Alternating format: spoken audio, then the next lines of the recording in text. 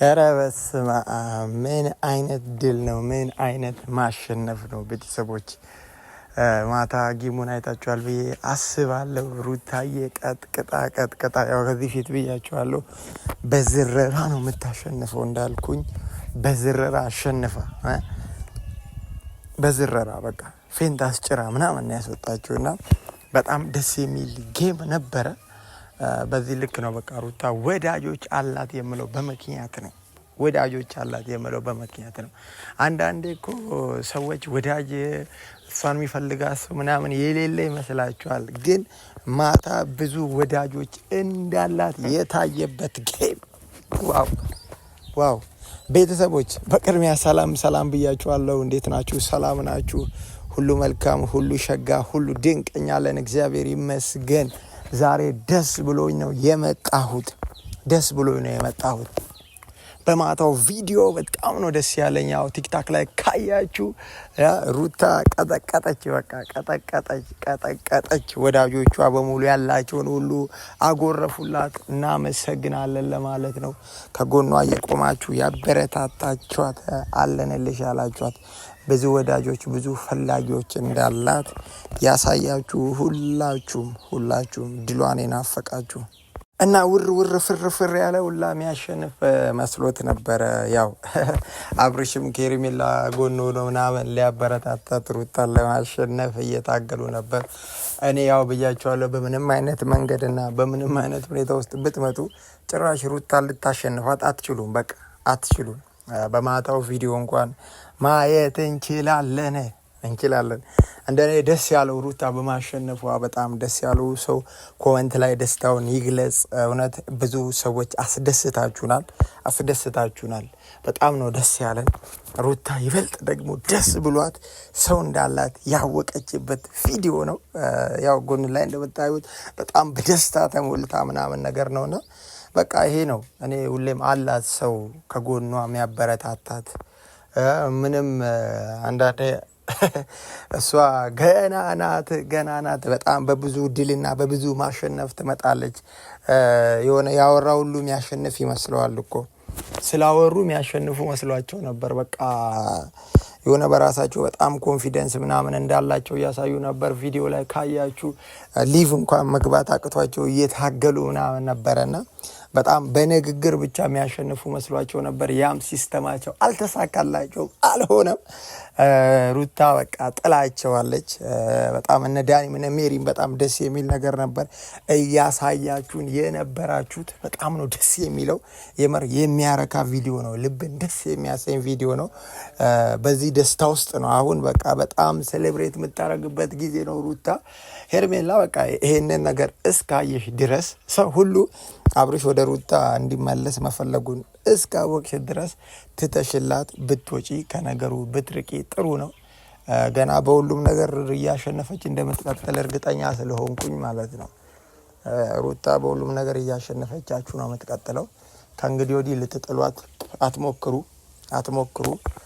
ከፊቷ የሆናችሁ ሾክ ለመሆን የምትታገሉ ሰዎች ስርዓት ይዛችሁ አደብ ገዝታችሁ ከሩታ ላይፍ ወጥታችሁ ከሩታ መንገድ ወጥታችሁ የራሳችሁን ህይወት ለመኖር ሞክሩ።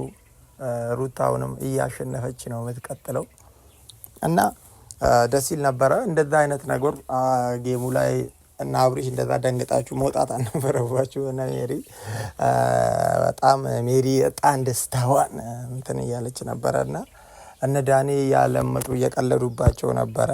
ፈርተው ነው በሰዓቱ አይታችሁ ከሆነ በጣም እንደፈሩ ያስታውቃልና ሰውን እስኪወጣባቸው በቃ እና ሩታ ጋር ሰው የሚቀንስ መስሏቸው ምናምን ነገር መላክ እንዳቃታቸው አይነት ነገር ምናምን ለማስመሰል እየሞከሩ ነበረ ምናምን ነገርና እነሱም ቅድሚያ አውቀውታል። ሄርሜላም አብርሽም በደንብ አውቀውታል። እንደሚሸነፉ አውቀውት ነው የገቡት እኮ። ለዛም ነው እንደዛ በጣም ጌሙ ላይ ለማዛግና ጌሙን እንትን ለማለት እየሞከሩ ለማዘግየት ቢቻላቸው ጌሙ እንዳይሆን ነበር እየታገሉ የነበረው። ግን ጌሙ ተደርጓል፣ ጌሙ ሆኗል። ጌሙም ላይ ሩታ በድል አሸንፋለች። በጣም ደስ የሚል ነው። በጣም ደስ የሚል ነው። በጣም እዛም ጎን ለማሽቃበጥ ምናምን ቢሞክሩ በቃ ትችላለች፣ የምትችል ሴት ናት።